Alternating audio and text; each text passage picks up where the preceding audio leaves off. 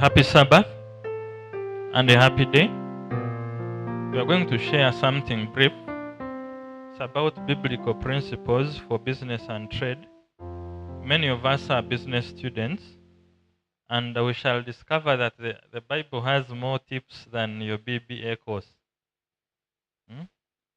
Ellen White says that there is no branch of legitimate business that the Bible does not prepare one for, as long as it's legitimate. The Bible will not prepare you for drug dealing. But if you want to set up a shop or do something, there are more than enough principles in the Bible for success, not just in business, but in any vocation or career that one wants to go into. So I think the first thing we begin with is what was said in the morning, that God created man and put him in the Garden of Eden to work it and keep it. I think the preacher was very elaborate about it. God created work and gave it to us as human beings. Then he said, be fruitful and multiply. And he goes ahead and tells us to subdue the earth. Now, some people only interpret this in terms of procreation. When God says, be fruitful and multiply, he created man with a lot of hidden skills, hidden capacities that were not visible at the time. We are, as part of God's image, we are co-creators with him. God did not create the whole world at once. He created man, he created Adam and Eve, and told them, extend the work of creation. God did he create a house? He did not. But he put everything that is needed to build a house in soil. Isn't it? If you look around this building, let's say, this building has cement, isn't it? Where does it come from? From the soil. It has sand from the soil. Even the steel that you see, those windows are made of iron.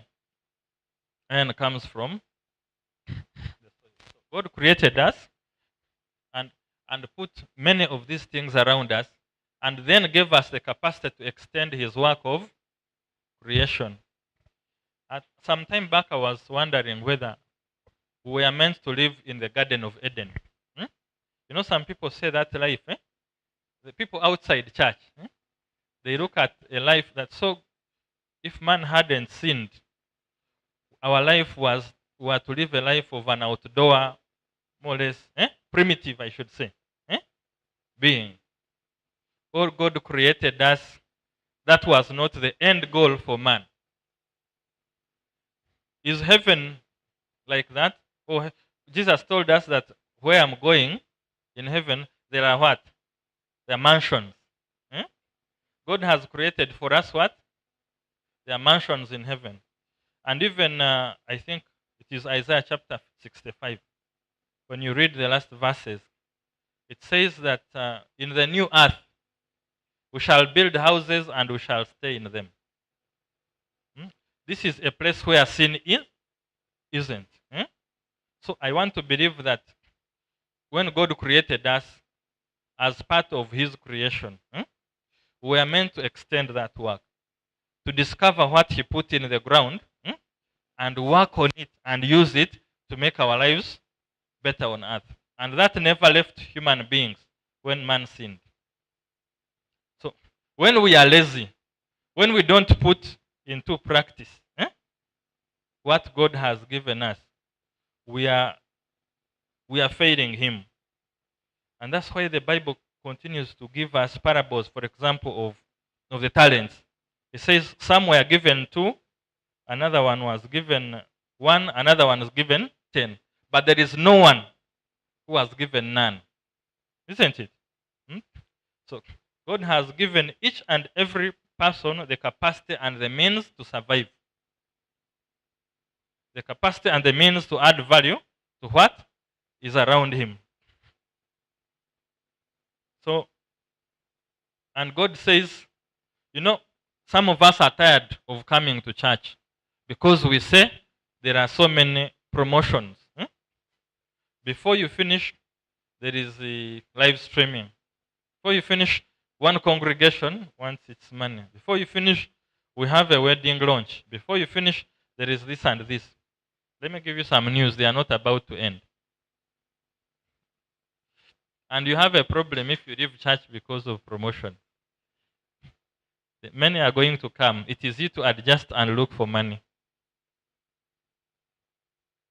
That money is not going to come from anyone else. It's going to come from who? From you and me.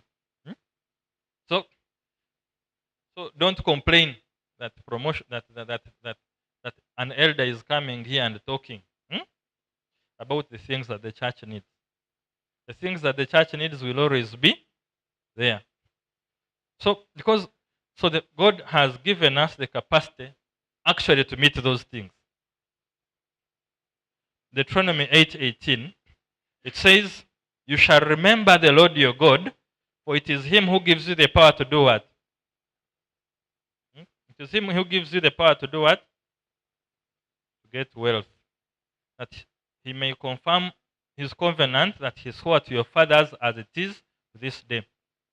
God gives us the power to get wealth. Poverty is not a virtue. We have associated poverty with Christianity, isn't it? And piousness.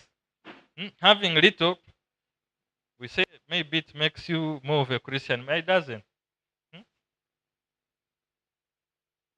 Having little doesn't bring you closer to God. Not at all. Because God has given us the power to get wealth. When ladies here are saying that the men of most of the BS, when men get offended, that they are being asked to provide, they have a problem. They have a what? They have a problem. God has given us the power to get wealth. There is no excuse for being poor. He says the poor will always be among you, but He's not condemning you to a life of poverty. God has given us the power. The second verse, Proverbs 10:22. It says the blessing of the Lord, it makes what? And adds no sorrow to it. Try to get rich on your own. You'll find sorrow. Do you know people who go underground? They get rich also, isn't it? Can we also say that there is no sorrow to their riches? Have you seen people who build houses and the spirits tell them not to enter? The spirits do that. Because they are trying to get riches from the blessings of plan B. And still in the Bible it says that all those blessings shall come upon you and overtake you if you do what? You obey the voice of the Lord your God. In obedience, there is wealth. It's a fact. It's a biblical fact. It is there.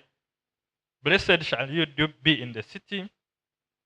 Blessed shall you be in the field. Blessed shall be the fruit of your womb, and the fruit of your ground, and the fruit of your cattle, the increase of your herd, the young of your flock. Blessed shall your basket and your kneading bowl. That is God talking. And He says, I lead in the way of righteousness in the midst of the paths of judgment, that I may cause those that love me to inherit what? And I will fill their treasures. That's Proverbs 8:20 and 21. So, and there are many other verses that I have put there. And maybe the second last, it's in Deuteronomy. It says, this book of the law shall not depart from your mouth, but you shall meditate on it day and night, so that you may be careful to do according to all that is written on it. Then you will make your way what? Prosperous, and you will have good success. You can succeed either by following God, you can succeed by following your ways. Even evil people sometimes have temporal success. But there are consequences to it. Riches and honor are with me, declares the Lord. Riches and honor with me, declares wisdom. Yeah, durable riches and righteousness. In other words, the riches that God gives are durable. You will not build your house and tomorrow the auditors come and they say, they examine your books, and they say this house was built on money for malaria patients. Hmm? You will sleep in your house and you will be comfortable in it. So we are his stewards even in our careers. Now, Exodus 31 verses 3 to 5 talks about a certain family where God says, I have filled him with the Spirit of God, with wisdom, with understanding, with knowledge, with all kinds of skills to make artistic designs, for work in gold, silver, and bronze, to cut and set stones, to work in wood, and engage in all kinds of craft. So, the Spirit of God does not only give us spiritual gifts. Were we aware of that? That even the gifts of doing business well, the gifts of balancing books, the gifts of being a good marketeer, are all gifts from who? From God. So some of us credit our reading, that we read hard and passed, and we have done well. The Bible here is giving an example of this family. These were smiths and craftsmen. You could say they passed this knowledge from family to family. You could say they invested their time and studied and worked hard. But God is saying, no, it is my Spirit that has done what? That has given them these skills. So a good steward is someone who sees his professional life as a vehicle through which he lives out his divine purpose. So one's business is not a spiritual distraction, but a calling through which he serves Christ and others. Have you got that? A good steward will see his professional life as a vehicle through which he lives his divine purpose. Your professional life is not a distraction from your spiritual life. When you're at work, you can't say that I have things of Sabbath and Christianity are for church. When I'm at work, my life is different. Your work is, when you're lazy at work, you're like the preacher said, you're sinning before God. You're not only disgracing your bosses, even before God, that is sinful. So our even in your class, if you go for lectures, when others are studying for you, you are doing your own things. That is not even your own spirituality is affected. So our day-to-day jobs are not separated from our spiritual calling. So, like I said, the Bible says that there is no branch of legitimate business for which the Bible does not afford essential preparation. So its principles of diligence, honesty, thrift, temperance, and purity are the secrets to what? To true success. That is in education, page 102. Do you want to set up a pharmacy? Do you want to set up a clinic? Do you want to, even at work, do you want to grow in public service and become a commissioner and a PS? That is also okay. The Bible also has what it takes to give you essential preparation for that one. And still, in education, Ellen White says, to every man is given his work, the work for which his capabilities adapt him, the work which will result in the greatest good to himself and to his fellow man, and in the greatest honor to God. So that's our business or career calling is part of God's great plan. And as long as it's conducted in accordance to his will, he himself is responsible for the results. You don't need to leave your jobs to become a theologian for you to serve God. Not everybody is called to be a pastor. Not everybody is called to be an evangelist. Some of us are called in the same spiritual calling. Some of us are called to be business executives. Some of us are called to be engineers. Some of us are called to be cameramen. All this is part of God's great plan for his people. So, but now what are those biblical principles for which we are prepared for excellence? Number one is diligence. Proverbs 10:4 says that a slack hand causes what? A slack hand causes what? But the hand of the diligent makes rich. A slack hand causes poverty, even if you pay tithe. You know, we want to blackmail God and say, God, you have said that if I pay 10%, you're going to open your floodgates of heaven, and my house will overflow, isn't it? So we go and pay tithe, and then when we are not diligent in our work, we shall be poor. You remain paying that little tithe for the rest of your life because you have not put the Bible in its full context. Definitely, laziness will lead you to poverty according to the Bible, irrespective of how faithful you are in your laziness. Proverbs 12:24 says, "The hand of the diligent will rule, while the slothful will be forced to labor." You'll wonder why you're not getting promotions. Here it says the hand of the diligent will rule. You are praying for promotions and they are not coming. Do you think God is not hearing you? No, you have not done your part. So you will rule if you work hard. And it says, in all toil there is profit, but mere talk tends to poverty. That's Proverbs 14:23. People who just talk and talk and talk and talk. It says that you will talk yourself into poverty. This is according to the Bible. And the soul of the sluggard craves and gets nothing, while the soul of the diligent is richly supplied.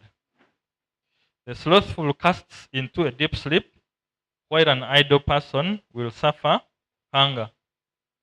The Koreans have a saying that a human being should never, that the sun should never wake you up. It is us to wake up the sun. There is a problem with you. If the sun rises when you're still sleeping. In Asia, that's a curse. The sun never rises when somebody is still. These are the people the Bible is talking about. That slothfulness will cast you in deep sleep, and an idle person will definitely suffer hunger. And Proverbs 22:13 says, the sluggard says, there is a lion outside, I will be killed in the streets. That for some reason, you'll find a reason for not working. There's a lion outside, it is raining, it is cold. I fear this. The Bible says that kind of person is a sluggard, and his end is in poverty. However faithful, however honest, however spiritual, however prayerful he may be. And still Proverbs 28:19 says that he that tills his land shall have plenty of bread, that he that follows after vain persons shall have poverty that is enough. Vain persons are people who have nothing to do. If they are your company and you're always moving around them, that poverty will be enough in your household.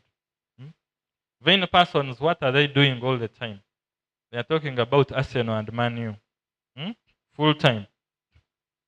They are talking about the latest soaps that exist. The latest musicians on the block. The latest stories around. Follow them. Proverbs 28:19 says that you'll have poverty that is enough. You know, others want to have plenty that is enough, but for you, what will you have? Enough poverty. Follow after vain persons. So in other words, we are to understand the company that we keep. This is the Bible speaking. If you keep a company of hardworking people, if you keep a company of people with a vision, people who have a future they are planning for, then it is good for you. If you use that time to do essential preparations for success, then you'll be different. I think there's a verse that he read in the morning also, that whatsoever your hand finds to do, you do it with all your might. Are you sweeping? Are you a deaconess? Even hard work, we see it even in your day-to-day duties. So in the book of John, Jesus declares that the Father is always at work. And this is a principle throughout the Bible. The many references in the Bible indicate that diligence is an essential quality for the success of any, not just a business person, but any person. The fruit of our harvest has a correlation with the labor that we put in, irrespective of the amount of prayers that we give. So another thing, another essential quality for success, this one I'll go through it very quickly. It may not apply strictly now to many of you. Here it says, you shall not oppress your neighbor or rob him. Do not hold back the wages of a hired man overnight. If you have hired somebody, do not hold his wages overnight. Okay, these were daily wages. Now in our case, if let's say you have people under you and you're putting them on a monthly, let not the month pass without you paying them. If somebody is hired to be paid daily, if you have hired them for a daily wage, do not hold back his wages. The James 5:4 says that, behold, the wages of the laborers who mowed your fields, which you kept back by fraud, are crying against you. And the cries of the harvesters have reached the ears of the Lord of hosts. So you'll start up something and you wonder why you're not prospering. Not knowing it's because you're underpaying the people that work for you. People celebrate in underpaying others. You look at, don't they say that labor is a factor of production? So you minimize costs to maximize profit. And so you look at a laborer, a way of underpaying him as part of business. Because if I underpay him, then I make more money from him. You try it when you're a Christian, and you'll see. Because for you know the truth. God has said you do it, that their cries will go up to him, and you will not succeed.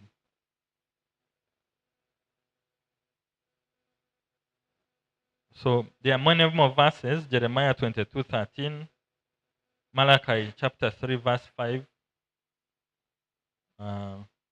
Maybe if I can read Malachi 3:5, it says, then I will draw near to you for judgment. I will be a swift witness against the sorcerers, against the adulterers, against those who swear falsely, against those who oppress the hired worker in his wages, the widows and the fatherless, against those who thrust aside the sojourner and do not fear me. God is saying, please, if you ever get to have a business and you have people under you, never, ever as a Christian, delay their payment. God will hear their cries. Then the next one is about honesty. We finished honesty. This is more clear. That honest scales and balances belong to the Lord. All the weights in the bag are of his making. That is Proverbs 16:11. Proverbs 11:1 says, a false balance is a what? To the Lord. But an accurate weight is his delight. Because you have a shop and you want to have a kilogram, but it doesn't reach. Or you are measuring 50 kilograms. You put stones. Have you seen people who maize or coffee or what? They put something under there for it to increase weight. Then you'll do it. And then you'll come and thank God for the money that he has given you. God has said, be careful. Now, honesty has some tricky elements. Here it says that, now this is now for you people in accounts. This is Ellen White in Education, page 144. She says that The accounts of every business, the details of every transaction pass the scrutiny of unseen auditors, agents of him who never compromises with injustice, never overlooks evil, and never palliates wrong. If I may ask, is it is it okay to take profit as a Christian? Say yes or no. It's okay, isn't it? Of course, that's part of business, isn't it? If let's say I am selling suits, if I'm selling suits and an old man comes and my selling price is 500,000, the old man comes and says, I have 750. How do you respond to that? Hmm? Let me first get responses. An old man comes to your shop, you have a boutique, you are selling a suit at 500,000. The old man says, I have 750. Yes. He doesn't know how much you sell. For him, it is his opening price. What do you do? Melody, what do you do?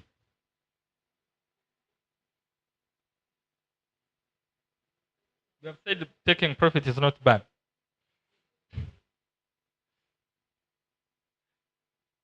You do what? Is it a bonus from God? Is it a blessing? It's a blessing from God. Or a test from God. Is it a test or a blessing? Eh? It's a test. Okay.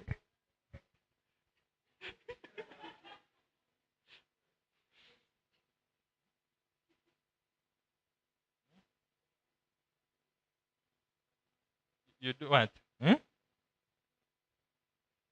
Yes. Elder, you can say something. Yes. When it comes to now honesty, yes. Yeah, well, personally, I'm thinking as a Christian, really, you should be very straight, or else you'll shame God. First of all, if your prices are clear, you're selling the suit at 500,000, and someone comes and offers amount because an amount, not because he's willing, but maybe because of his mental weakness. Ignorance. Yeah, or ignorance, right? You should be very straight Christian and say, our suits are for this amount. Now, I know in business, there's the way people want to like say it is business, but I want to assure you, you'll get ashamed. I've had some experiences where I've done some of those stuff. I've been in experiences someone gives you excess money and he uses you to count, and you're not sure whether he did it intentionally or not. So be aware that some things are a test for either way. Are you aware? They are tests. You take that money, the moment he leaves, he will come back again with his child and say, Mzee gave you 750. And whereas you're saying your sister 500. What explanation will you give? Are you saying shame? You will be totally ashamed to want the ground to swallow you. So some of these things are tests. But I want to assure you, the moment you tell Mzee, here is your balance, our sister 500,000, my dear, he may not give you that 250, but this Mzee may become your client for life and will recommend you many other customers. You will earn more than 250 many times. So be straight as a Christian, or else the devil will take advantage of your inconsistency and shame you. Thank you. That's my opinion. Okay, thank you. Any contrary opinion? I had some people saying it was a blessing. It has shifted from a blessing to a test. Okay. There is also something else here. Uh, Luke chapter 16, verse 10 says that.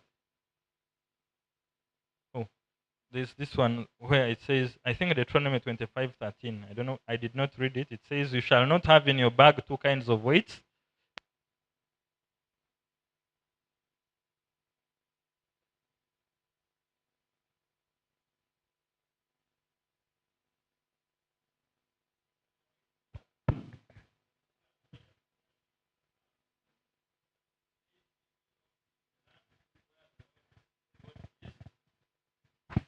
giving you.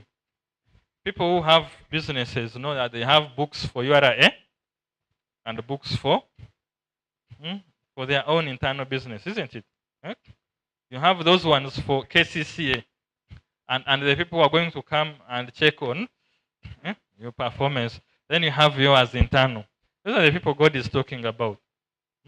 You have the legitimate books. You also have the what?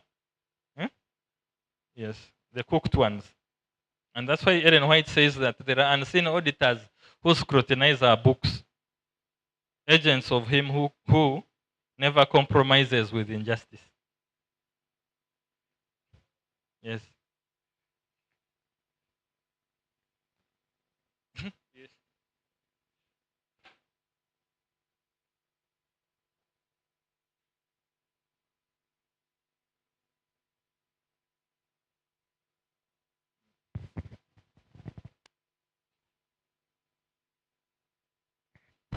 I don't know. Is it appropriate to come in? Yes, yes, you can. Oh, thank you.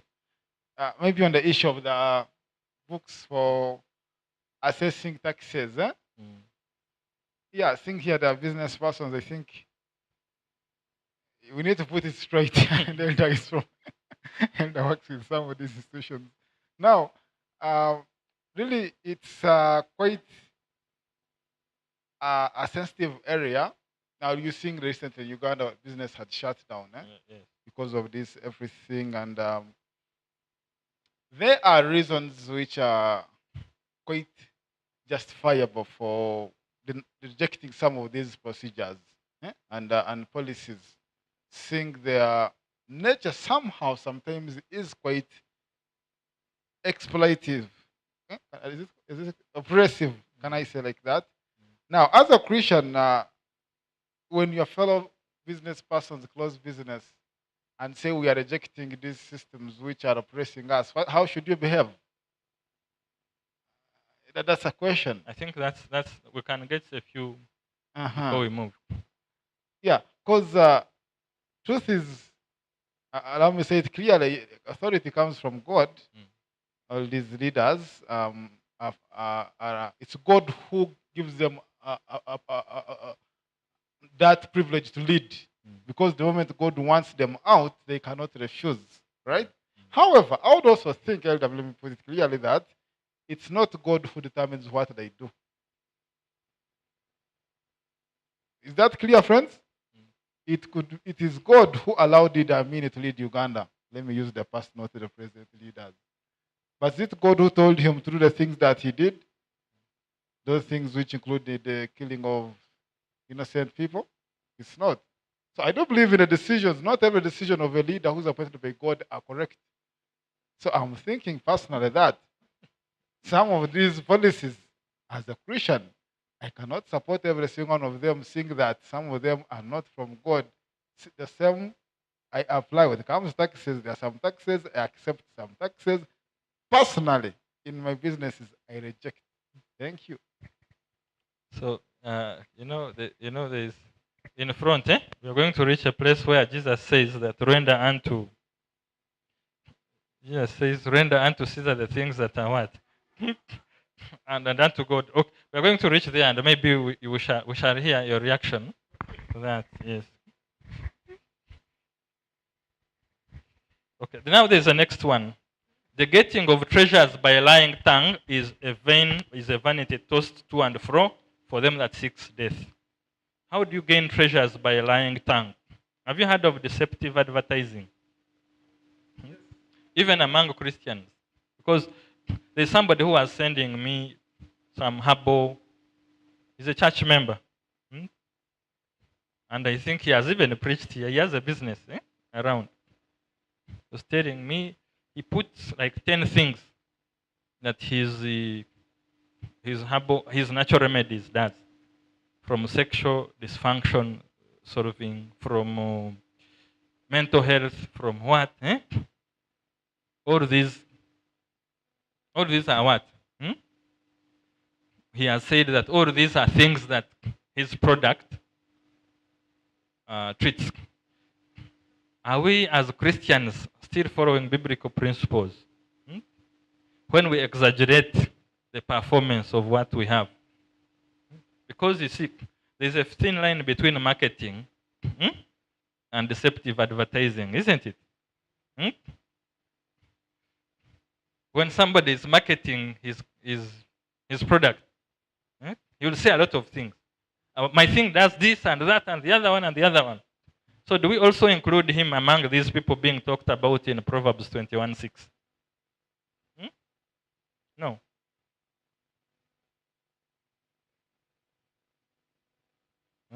If somebody exaggerates the performance of his product, of a loan, Melody is in banking. If you talk about your loans more than even you yourself, you think the loans the good they can do. Yes. Or if you don't, because sometimes you don't tell the full interests. You don't tell somebody will say our loan is, he will even deliberately mislead you. He will say 3%. 3% is per month. But he knows that 3%, when he says 3%, it's a small figure. But he knows that you may not figure out that it's per month, so it's 36%. He's deliberately creating a false situation, isn't it? To make a sale. Yes? Oh, no processing fees. Oh, that is part of what we do, isn't it? So, Melody, say something about that. Yes, happy Sabbath. Happy day. That's a hard situation. Because as Christians where we work, there are times where we are trained to lie, especially in marketing and advertising. We have, like in selling, for the case of loans, we may have two interest rates. The selling Let's rate, listen. Yes. the selling rate and the hidden rate. The moment you use the hidden rate, you will not sell. That one you'll be told. But when you use the selling rate that is accepted by the market, it's when you will be able to sell. Now, as a Christian, there's a question. That's the company system. Yes. As the Christian working there, are we supposed to quit? because we are taught to lie in public.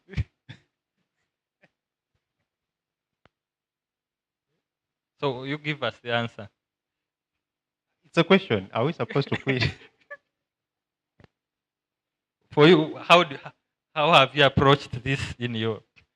And remember, we are also told to obey our bosses as Christians.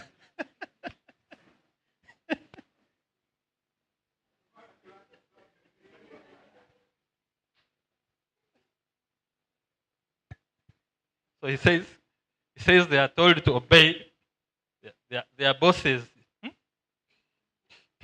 But the bosses have said, don't say the hidden rate. It's a company policy. It's a company policy for you to say something different from what it is.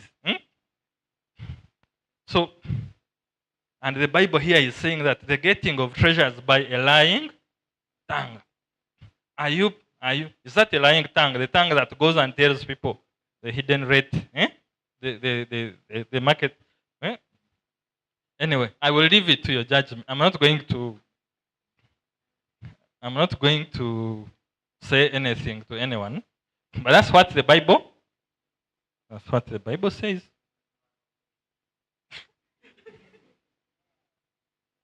The man in Centenary. Yes? It's not a charity. No, that is legitimate. It's not a charity, it's okay. But what we are against is when you deliberately mislead people. By the way, even if something is correct, if you say it in a way to mislead, it's also wrong, isn't it?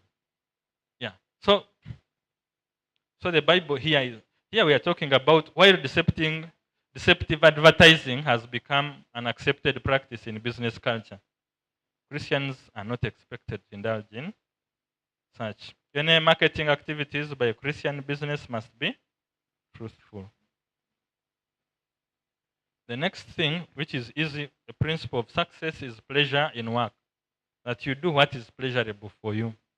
I don't know if you have a workplace, if you have work that you're doing, and it's not pleasurable. The Bible says in Ecclesiastes 2:24 that a man can do nothing better than to eat, drink, and find satisfaction in his work. If work doesn't give you satisfaction, it's okay to change it, because you'll never do your best with it. So there is nothing better than enjoying your work while you work towards your dream, whether it's a job or an entrepreneurial opportunity. Ideally, each one of us should work in areas we are gifted in or doing things that we love to do. Satisfaction also implies that your work means something to you. Your inner drives and passion should match with your work. Yeah. So for us, we work to live. Not necessarily because we like what you're doing, but it's because it's what is available. But yes, even in that circumstances, you try to develop love or interest in what you do. This is according to Ecclesiastes. Then another thing is patience. God's wealth does not just come in an instant many times. Proverbs 13:11 says, wealth gained hastily will dwindle, but whoever gathers little by little will increase it. Because your friend is driving an ML, a Benz, that does not mean you should also try to do the same by hook or crook. You do not know where people's resources come from. We are so much in a hurry. You're 5 people, you have friends, each one is driving, and for you are not. You'll be tempted to do something, whether legal or illegal, for you to look like what? To look like them. The Bible is cautioning us here that wealth gained hastily will dwindle, but whoever gathers little by little will increase it. Proverbs 28:20 says, he that makes haste to be rich shall not be what? He that makes haste to be rich shall not be innocent. I think this is a practical thing. Because immediately after campus, we want to get things faster. The plans of the diligent surely come to abundance, but everyone who is hasty comes only to poverty. That's Proverbs 21:5. The next one is this. Another principle of biblical success is to submit to government regulations and laws. Romans 13:7 says, render therefore to all their dues, tribute to whom tribute is due. Custom to whom what? Honor to whom? My elder. There is this verse here, Romans 13:7. It says that render therefore to all their dues. Tribute to whom tribute is due. Custom, I think a custom here is a tax. Customs to whom customs is due. And honor to whom honor is due. And render to Caesar the things that are Caesar's. I think that's Jesus who said that. When he picked a coin and said, whose face is this? So the question, I think, it's a legitimate, and you have a legitimate point. Does it include customs that may sound oppressive to us? If government says that we have increased the tax rate, yes, maybe we have increased this person pay as you earn to 58% of your. So as a business owner, you have employees, isn't it? Yes. And the Bible here says that render customs to whom customs are due. How would you deal with such a situation?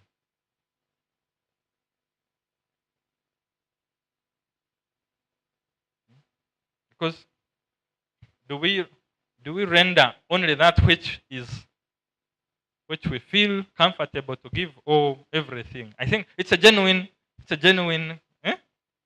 It's a genuine thing in the Bible. It's Romans 13:7. You want us to come in? Yes, this is where I wanted you to come in. But am I the only one who does entrepreneurship here? All right, whoever, you know, so people are in this business. Now, me, I'm very frank and very plain on these matters. On taxes, I pay taxes, right? However, there are some taxes I don't agree with.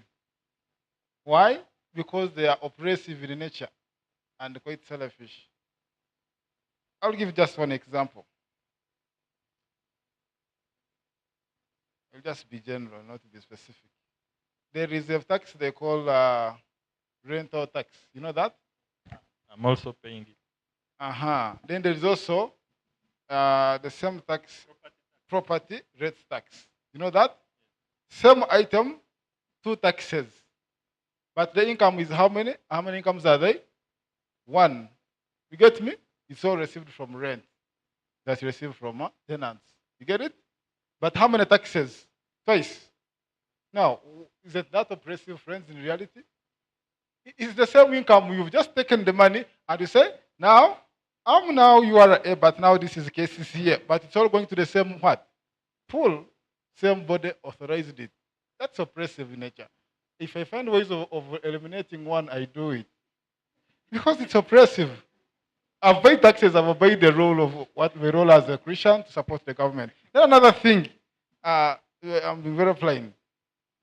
If, say, let me say, for example, if a school comes to you, okay, just like MOOBs or, okay, let me say we're a high school, and say, parents, we are adding 250 to our school fees, and this 250 will cater for more special meals during the weekdays.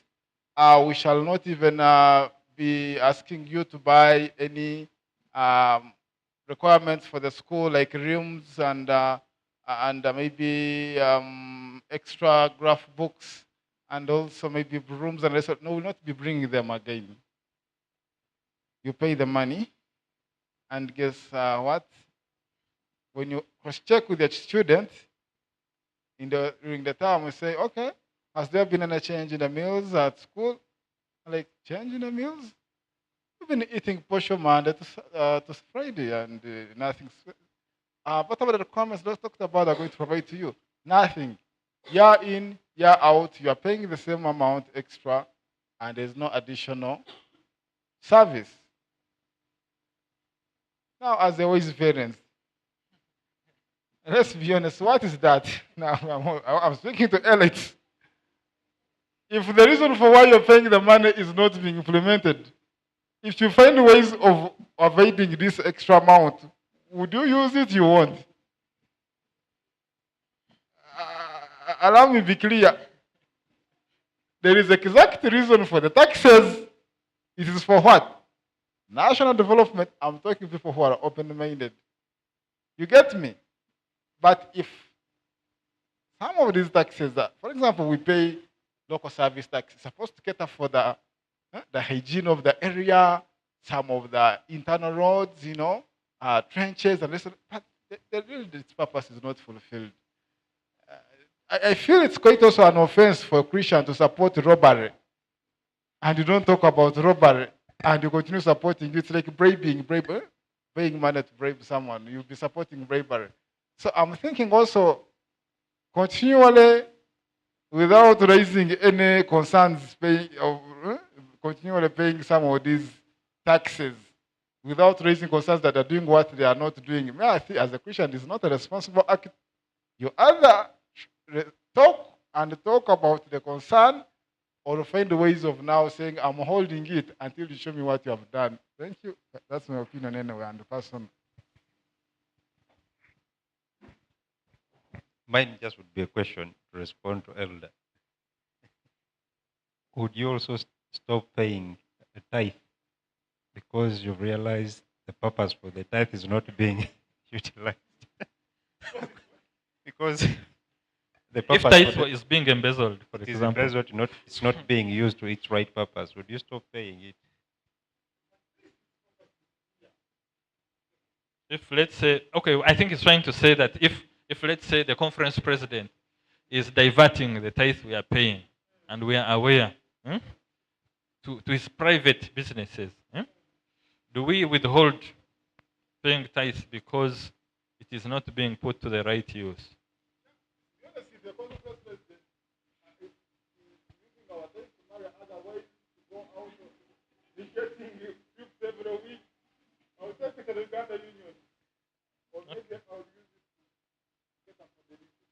Okay, thank you. Okay, thank you. I think let me say this. It's a personal thing, but I can say in general speaking that let's look at the context. Christ was talking about Caesar. Was Caesar God fearing? He was a Roman emperor, isn't it? Those Roman emperors I don't think they understood even the commandments of God. And what constituted a fair society and what wasn't, isn't it? I want to believe that they were not bound by the rules of fairness and honesty that we are bound by. But Jesus does not put a caveat, and neither does Paul. For him, he's saying, do your part. Render and pay customs to whom customs, and perhaps they will answer to God. So they will answer. They will answer to who? It's tricky, eh? but it's a reality. It's a fact. It's a fact that we are told to pay the customs to whom customs are due. So, and Hebrews 13:17 says that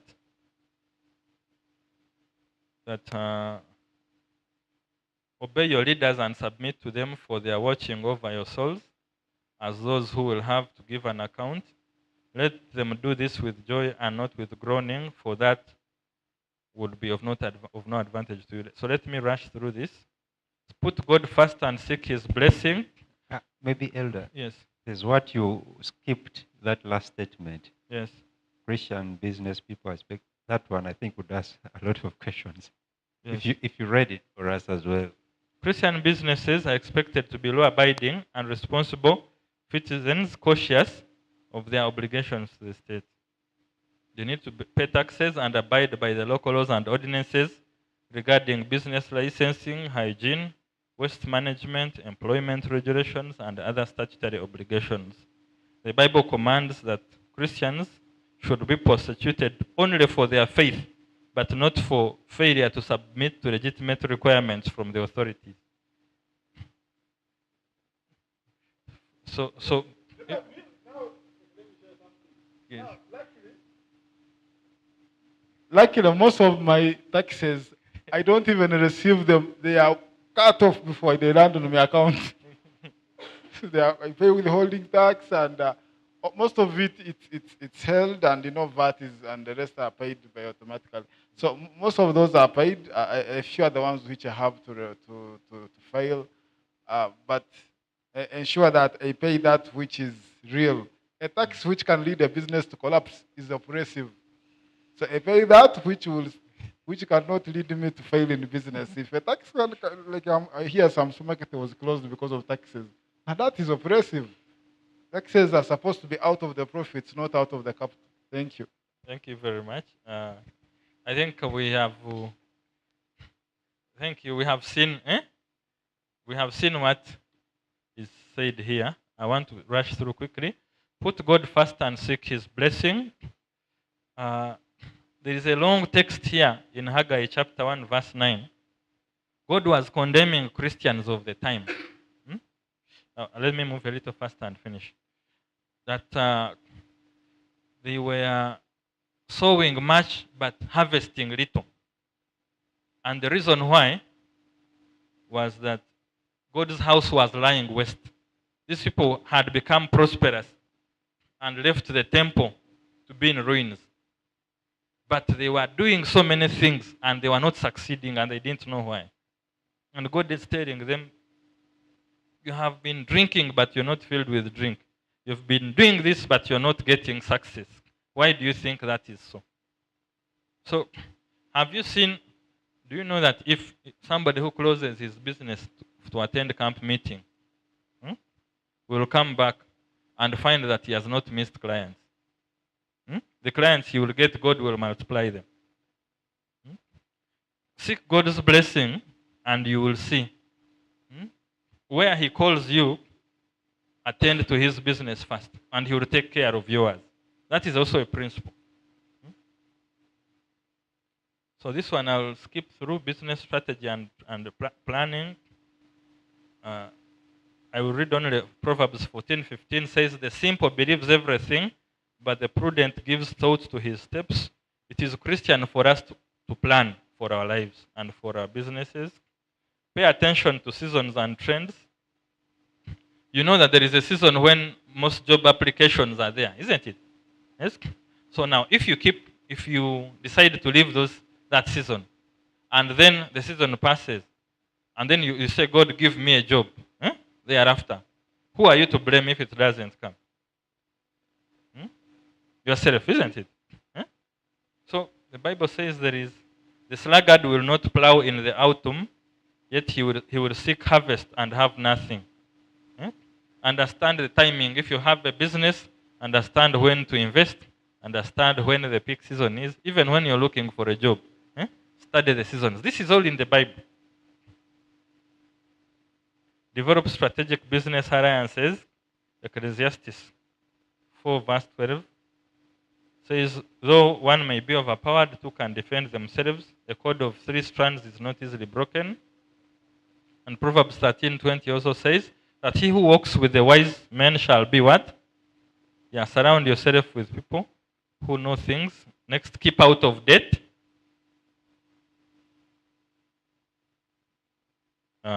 It says that the rich ruleth over the poor, and the borrower is a servant to the what? The Bible discourages taking unnecessary debt. Don't borrow to enhance your lifestyle. Don't borrow unnecessarily to put in your business, where you can avoid it. Maintain a good image. Ecclesiastes 7:1 says a good reputation is more valuable than what? Yes, just briefly, yes. Yeah, about the issue of borrowing, I think it needs to be clarified. There is a borrowing that is acceptable, which should not be covered up completely. Someone may say, I will never borrow. The Bible says completely should not borrow.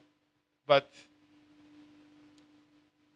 there is a time whereby you can not just rely on personal equity or owner's equity in business.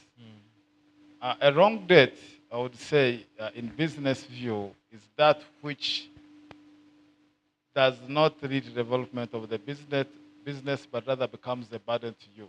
For example, I've seen a woman this week who was lamenting and seeking for help because the bank is going to take her building. Why?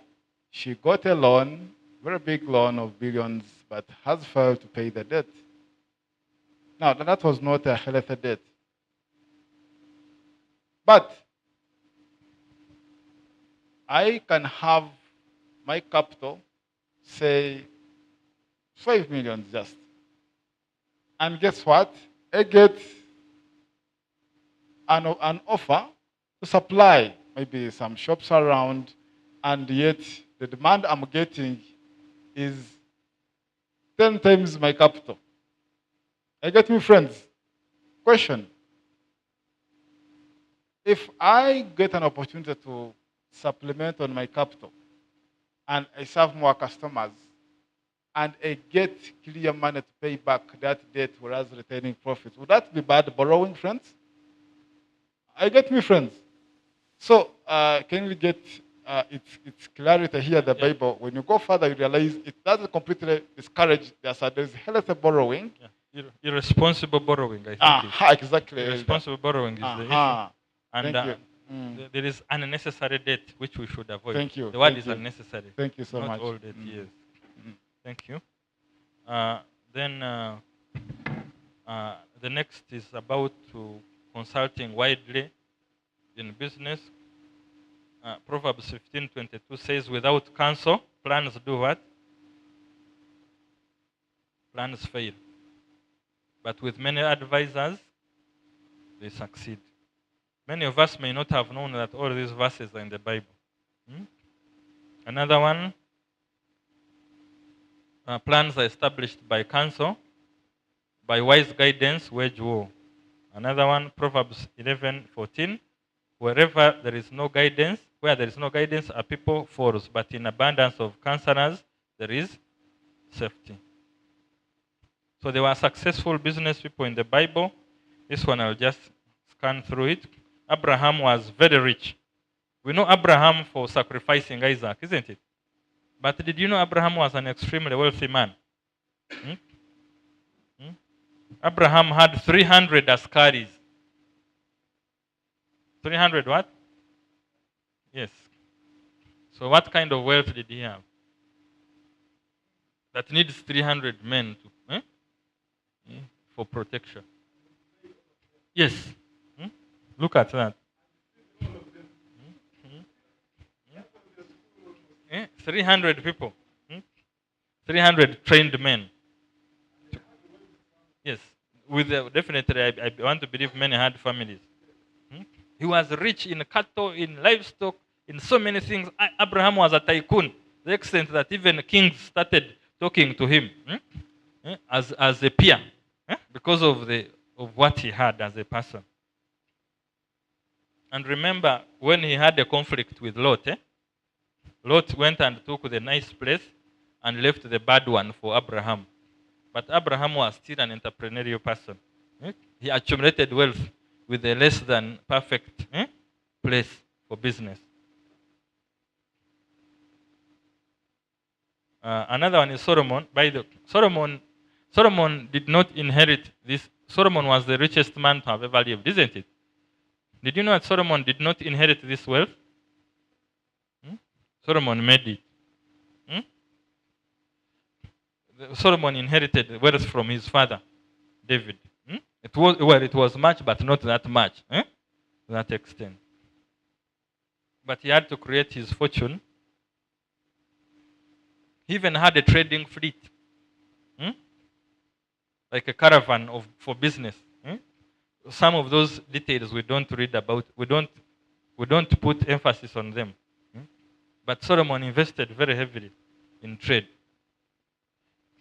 Paul, I think, was talked about in the morning. He was a full-time Christian missionary, but at the same time a tent maker. Then as Christians, we need to give back to society and back to God.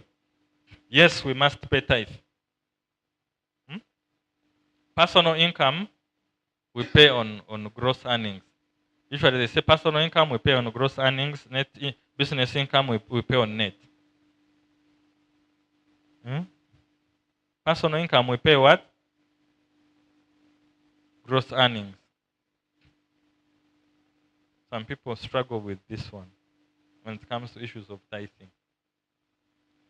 If you have a gross salary of 1 million, and a take home of it's around 800, how much tithe do you normally pay? You pay 10% of what? Of the 1 million or of the 800?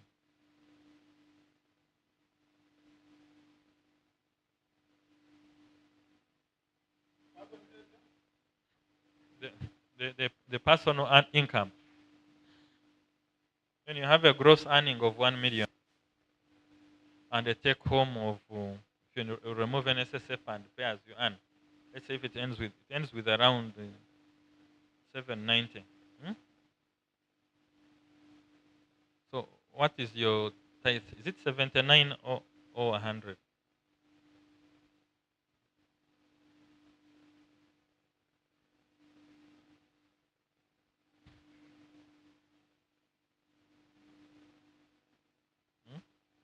What is the tithe?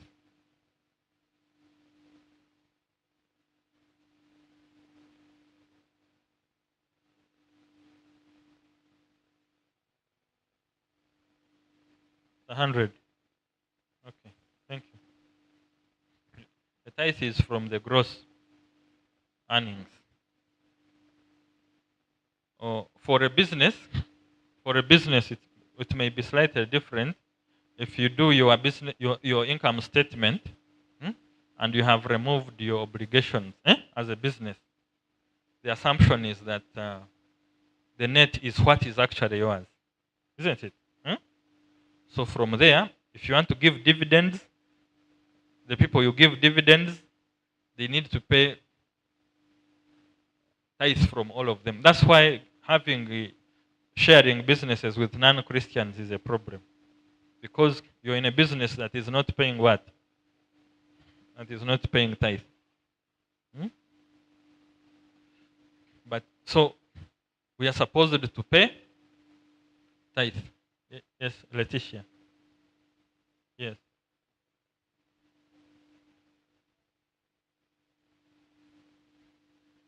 Okay. 10% offering is on the gross.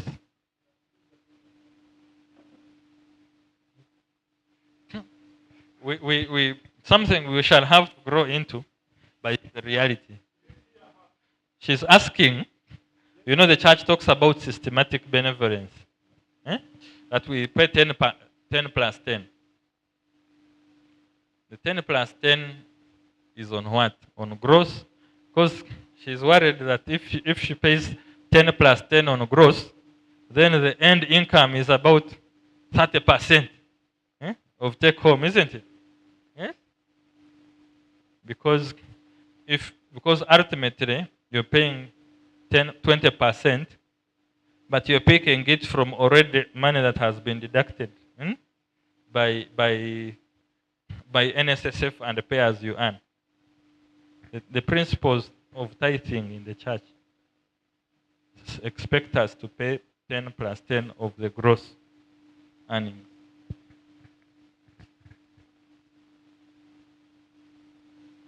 Not of the take home personal income. That's a hard one, isn't it? But that's the reality. That's what it is. As you grow in stewardship, you will realize that after removing the 10 plus 10. By the way, I always tell people that even what remains is not yours. You see, when God gives us 1 million shillings, his is not the 10 plus 10. His is the 1 million. Because God says the cattle on 1,000 hills is what? The world and everything therein is what? It's mine. So even what remains with you, you don't spend it the way you want. You spend it in line with God's will for you. You don't say, God have taken care of you.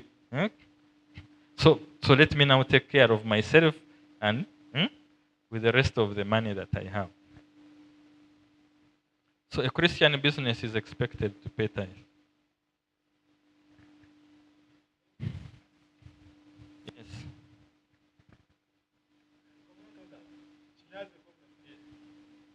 So, Elder, what you're trying to mean, okay, most Christians, they only pay 10% of tithe. Of the And then every day, within that month, they give offering. Yes.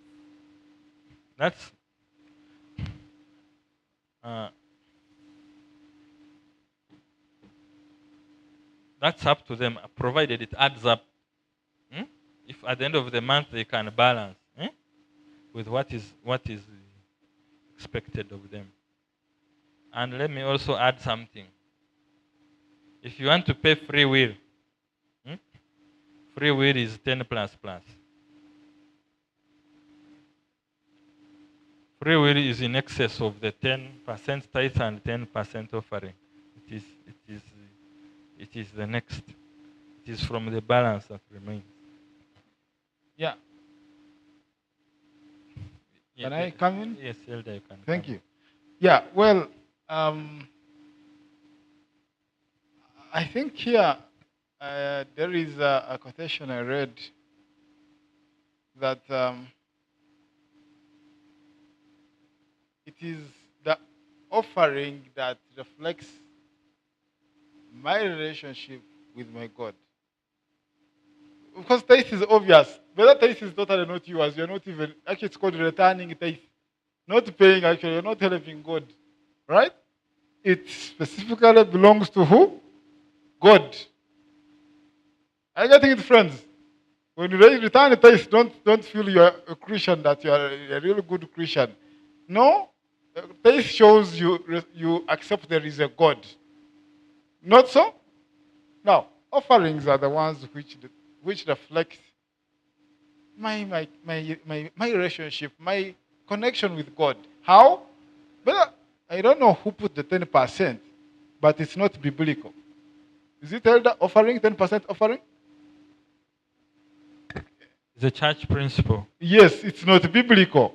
So someone was trying to help some weak Christians to realize that they also need to raise high when it comes to offering. Because I think it's from analysis that some of us, you can give your 300,000 tithe, and guess what? Offering, you give how much? 5,000 this Sabbath, 5,000 next Sabbath, 5,000 other Sabbath. Whereas God gave you how much? 3 whole of them. And in all that 3 of them, you give to him offerings of how much? 20,000 Ugandan shillings. I think it was about helping a Christian. But the truth is, offering, you actually are free to beat even 10%, elder. Actually, in reality, if you are a real consistent Christian, you realize your offering will exceed your tithe. Well, Should exceed your tithe. let me not go personal, but that's the reality. Because offering goes in many areas, tithe is clear. Don't exceed, by the way. It is wrong to exceed, to give more tithe. Although you will allow some of business persons who estimate some things, you really may not go into details unless you hire accountants in business to do estimates. Huh? Now, I wanted to clarify that really, when it comes to tithe, you're not limited. You know what God has done for you. Offering, yes. Offering. You know the thanksgiving. You know what God has saved you. All right? For example, like this week, I had an issue with my ear. It really brought me headache, but I had some stuck wax. It was really hard. But thank God that I got some guidance from the medical personnel. And yes, my roommate helped me, and the ear was cleared. And I've waited to pay her. So, yes, so, Melo, do you think I'm single?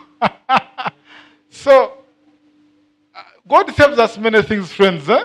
Also, another thing. Okay, actually, for example, also I was planning to rebrand this week at business, one of the branches, and guess what?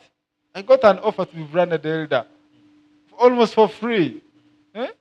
So I had already prepared. I was thinking of going to spend an expense of over 500,000 elder, and so I'm the one who knows what God has done for me, and now I know who's to limit me on how much I'm to do for my God. So it's upon our relationship there when it comes to offering. Eh? I think it's one of our challenges we face here in church. Like the tithe is already so high, and offerings almost like less than 20% of the tithe. But if God is really working in our lives, we should really see offerings shooting higher and higher. Though I'm thinking that there is also that possibility of unrecorded offerings, I would say. It's more free will now. Uh-huh. They fall in the free will category. So maybe one of the reasons we see offerings being low, maybe most of it maybe will give it unrecorded in the church books sometimes maybe. But the truth is it should exceed the tithe. Think that God does many, many things in our lives that we can't appreciate him enough. Thank you. Thank you. Yes, you are the last person in this. Remember, we are on a Christian business must pay tithe. Yes. Yes.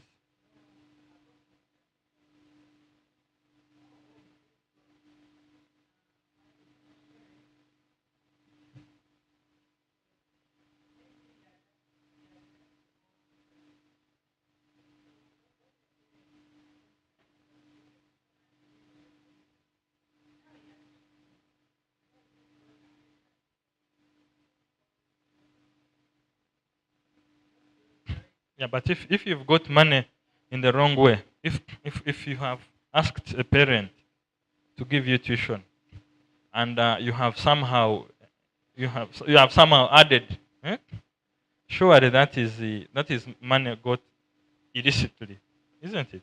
Hmm? Are you giving part of? Can you pay tithe on what you have stolen?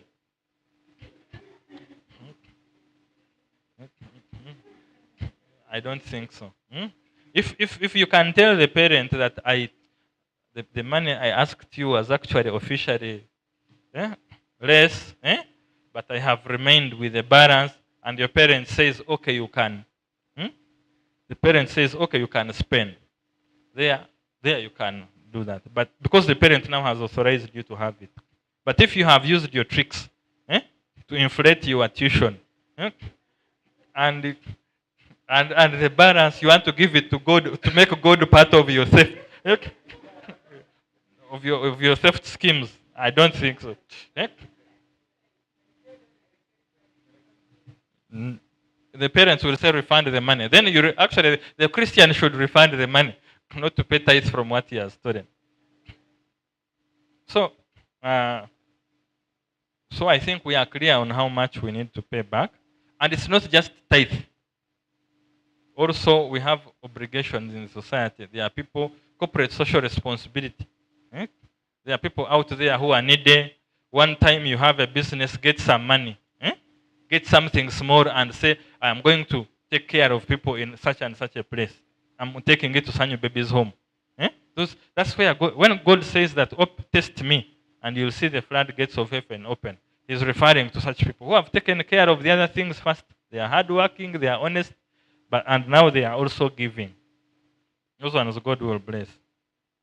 So God expects us to help society and give back as social responsibility. You remember in Matthew 25:40, it says, inasmuch as you have done it unto one of the least of these, my brethren, you have done it unto me. He's referring to the person who saw people who were sick, visited, who were in prison. He says, if you have done it to these people, you've also done it unto me. So your business will be blessed. And not just a business, even a career. When you get a job and you're earning salary, God expects you, on top of paying tithe, to have an obligation towards society. So in conclusion, I will say once again, to every man is given his work, the work for which his capabilities do what? Let this be our conclusion for today. Let's look at this quotation from Ellen White from Education, page 138. It says, to every man is given what? His work. For you, what is your work? You must identify it. Even as a student who is studying, that is the stage of the work God has given you, because He's preparing you for the work after here. The work for which his capabilities do what? They adapt him. God will not force you to be a president if He has not given you the capabilities to do so. So, work which will result into the greatest good for himself, work is meant to be good for you, for his fellow men, and in the greatest honor of who? Of God. So our business calling is part of God's great plan. As long as it is conducted in accordance with His will, He Himself is responsible for the what? For the results. May God bless you. It's already 5. We've taken a long time. It's good many of you are still here. I didn't know that we had taken too long a time. But I hope we have learned something. Yeah. Is there any quick comment before I go?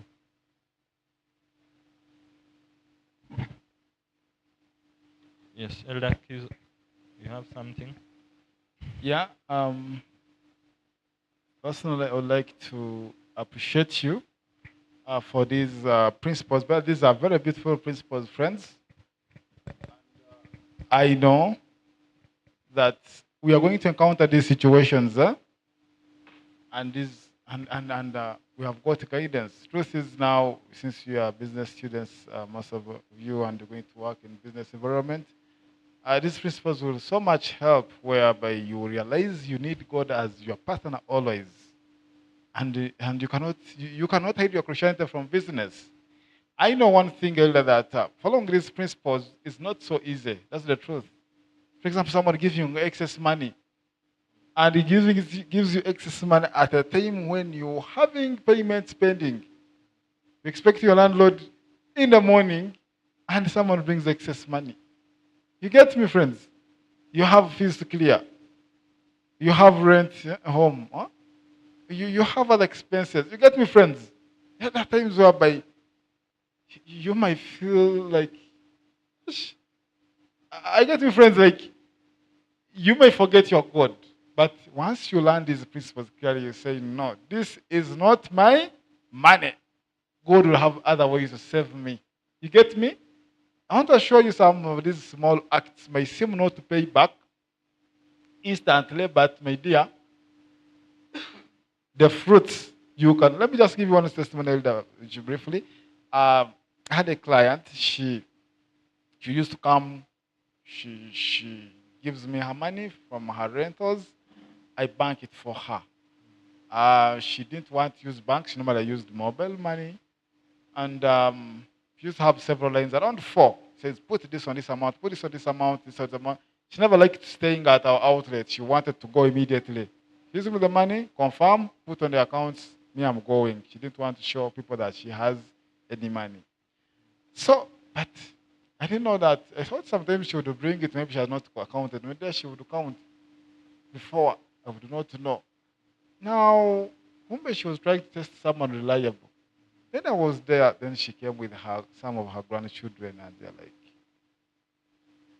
"Do you want to know a person who can be so reliable in this village? It is this gentleman." And like,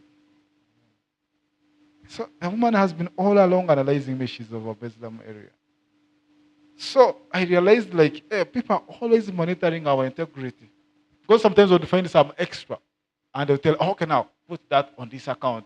Now, when you created that relationship, this woman would come with money, some big sums of money, leave it with me, no document anywhere, and tells you, anytime this week I'm going to tell you where to put that money.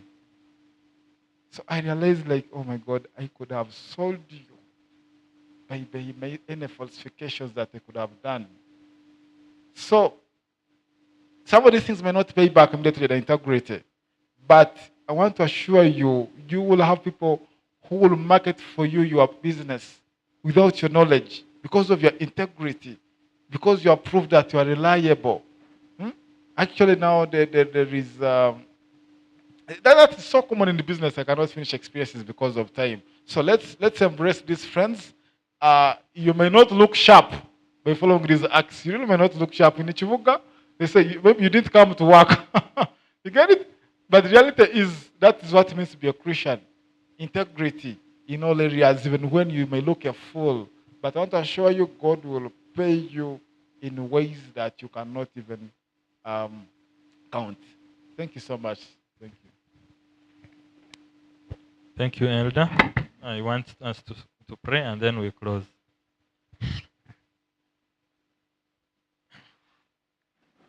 We want to thank you, our Heavenly Father, for this day. We want to thank you for allowing us to come before you this evening, for the sharing that we have had, Father. We pray that you will continue to teach us how to stand for you and how to live with biblical principles in our students' lives, in our careers, in our business vocations, and in all that we do, Father. Let us learn to reflect you in all aspects of our lives. And even as we depart from here, may we depart, Father, in peace. Keep us safe till we come back next Sabbath. In Jesus' name we've prayed. Amen.